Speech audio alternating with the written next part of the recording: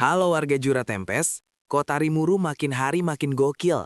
Bayangin, dalam waktu singkat, mereka udah punya jalanan rapi, sistem air bersih, dan rumah-rumah yang nyaman. Para orc hike kerja bagai kuda, tapi senang. Para goblin ngurus logistik. Para dwarf bikin alat-alat canggih. Pokoknya ini kota idaman banget. Tapi, kedamaian itu terusik. Dari langit timur, sekumpulan titik hitam mendekat. Makin dekat, makin jelas. Itu bukan burung, itu adalah Pegasus Knights, pasukan kesatria penunggang kuda terbang. Dan yang memimpin di depan adalah sosok yang auranya mendominasi langit, Raja Gazel Duargo, sang raja pahlawan dari Duargon. Alarm kota bunyi, wiu wiu. Benimaru, Soe, dan pasukan keamanan langsung siaga penuh. Itu Raja Dwarf, apakah mereka mau nyerang kita? Rigurd panik. Waduh, kita baru aja merdeka, masa udah dijajah lagi? Pasukan Pegasus itu mendarat di alun-alun kota dengan formasi militer yang rapi banget. Debu beterbangan, suasananya tegang parah. Raja Gazel turun dari Pegasusnya. Dia nggak bawa senjata di tangan, tapi tatapannya tajam banget, seolah bisa nembus jiwa. Rimuru maju, pakai wujud manusia. Dia berusaha santai, padahal dalam hati ketar-ketir. Yo, Pak Raja, tumben main ke hutan. Gak kabari dulu sih, kan bisa disiapin gorengan. Para pengawal dwarf langsung emosi. Jaga bicaramu di depan Raja. Gazel cuma angkat tangan. Diam. Disinilah haki versus haki. Gazel natap Rimuru lurus-lurus. Rimuru Tempest, aku dengar kau mengalahkan Orc Lord. Aku datang untuk melihat sendiri, apakah kau monster jahat yang berbahaya atau bukan. Gazel nggak main-main, dia langsung ngeluarin skill Dictator, alias Aura Raja. Tekanan udara jadi berat banget, goblin biasa langsung pingsan. Ini adalah ujian mental. Rimuru mikir, oh ngajak adu mental nih. Rimuru balas ngeluarin auranya sendiri, gabungan Aura Veldora. Dua aura itu tabrakan di udara, listrik statis meletik-letik, tanah di antara mereka retak. Setelah beberapa detik adu tatap, Gazel nyeringai. Melamun, kau punya jiwa yang kuat.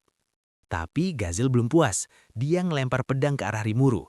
Ambil pedang itu, lawan aku. Rimuru kaget. Hah? Baiwani, diselesain pakai musyawarah aja nggak bisa. Gazel masang kuda-kuda. Pedangmu akan memberitahuku siapa dirimu sebenarnya. Maju. Rimuru nggak punya pilihan. Dia ngambil pedang itu. Oke, Great Sage tolong mode auto aim ya. Pertarungan dimulai. Terang, terang. Gazel nerang bertubi-tubi. Teknik pedang Gazel luar biasa. Simple, tapi berat dan cepat. Rimuru kewalahan. Biarpun stats fisiknya tinggi, teknik berpedang Rimuru masih level pemula dibanding Gazel yang udah veteran ratusan tahun. Gazel nyindir sambil nyerang. Kenapa ragu? Tunjukkan niat membunuhmu. Rimuru nangkis sambil mundur. Gue nggak niat bunuh lo, woi. Gue cuma mau melindungin kota gue. Di tengah desakan itu, Rimuru refleks ngeluarin teknik yang dia copy dari seseorang. Dia nunduk, ngatur napas, dan hazy flash, tebasan kabut. Pedang Rimuru bergerak cepat banget sampai nggak kelihatan mata. Tapi, Gazel senyum lebar. Dia nangkis serangan itu dengan gerakan yang sama persis. Ting! Pedang mereka beradu, percikan api muncrat. Gazel ketawa ngakak. Teknik itu, kau belajar dari Hakuro kan? Rimuru kaget. Loh, kok tahu? Tiba-tiba Hakuro muncul di samping lapangan. Lama tidak bertemu, muridku yang nakal, Gazel. Plot twist, ternyata Raja Gazel itu mantan muridnya Hakuro, si kakek pedang pas zaman dulu. Jadi Rimuru sama Gazel itu hitungannya saudara seperguruan, alias senior junior. Suasana tegang langsung cair. Gazel nyarungin pedangnya. Cukup, aku sudah melihat semuanya. Slime ini tidak jahat. Malamnya mereka ngadain pertemuan resmi, bukan di medan perang, tapi di meja makan. Diplomasi meja makan emang paling ampuh. Raja Gazel ngumumin hal yang bikin gempar. Atas nama kerajaan bersenjata Duargon, aku mengakui Federasi Jura Tempest sebagai negara berdaulat, dan kita akan menjalin perjanjian aliansi. Semua orang di ruangan itu melongo. Duargon itu negara adidaya, negara industri terbesar. Kalau Duargon ngakuin Rimuru, artinya negara manusia lain bakal mikir dua kali kalau mau macam-macam. Ini adalah kemenangan politik terbesar Rimuru. Dokumen ditandatangani. Salaman resmi dilakukan. Jepret! Anggap aja ada wartawan. Rimuru resmi jadi pemimpin negara yang diakui dunia. Tapi ada satu hal lagi. Gazel manggil seseorang dari barisan belakang pasukannya. Seorang pria kurus, pakai baju peneliti, mukanya nunduk malu. Itu Vesta. mantan menteri sombong yang dulu ngehina Rimuru dan ngefitnah Kaijin di episode 5. Kaijin kaget. Vesta? Gazelle ngomong, Kaijin, Vesta sudah menyesali perbuatannya. Dia peneliti jenius, tapi kesombongan menghancurkannya. Aku ingin menitipkan dia di sini. Biarkan dia bekerja untuk Rimuru, biarkan dia menebus dosanya dengan ilmu pengetahuan.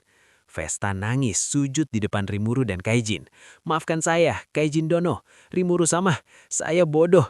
Kaijin yang hatinya seluas samudra cuma senyum dan nepuk bahu Vesta. Sudahlah, lupakan masa lalu.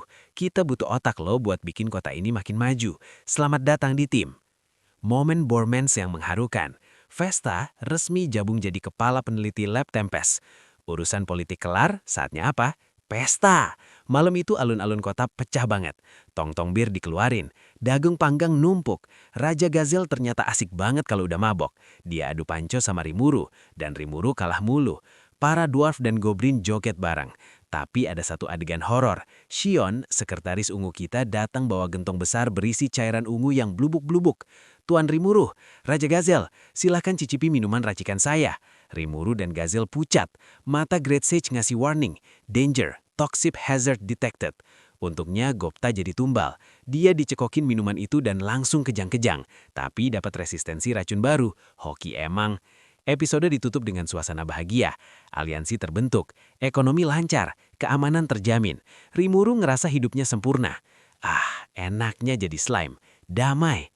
Tapi, ada tapi. Kamera pindah ke angkasa. Ada sosok kecil yang terbang dengan kecepatan supersonik menuju hutan jurah. Rambut pink dikencir dua. Pakai baju minim banget. Dia senyum lebar sambil ngelihat ke arah kota Rimuru. Jadi ini tempatnya makhluk kuat yang ngalahin Orc Lord? Menarik. Aku mau main Siap-siap guys, bencana alam sesungguhnya bakal mendarat. Bukan musuh jahat, tapi bocil kematian bernama Milim Nafa. Episode 16 bakal jadi episode paling rusuh dan paling cute. Mau lanjut lihat Rimuru dijadiin bantal pelum sama Raja Iblis? Gas ke episode 16.